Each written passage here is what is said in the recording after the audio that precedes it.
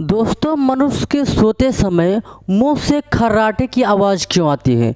दोस्तों, जब हम जागते हैं तो हमारे मुंह के अंदर की जो त्वचा होती है, गले की त्वचा होती है, वह बिल्कुल टाइट और सख्त होती है।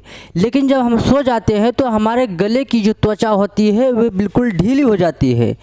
जब हवा का दबाव पड़ता है तो यह ढीली त्वचा कंपन करने लगता है और यही कंपन के कारण उसमें से आवाज़ आने लगती है। यही जब व्यक्ति दूसरा कोई सुनता है तो उसे हम खर्राटा कहते हैं। लेकिन सोने से पहले यदि हम अपने नाक को साफ कर लेते हैं तो यह खर्राटे की आवाज़ आना बंद हो जाता है।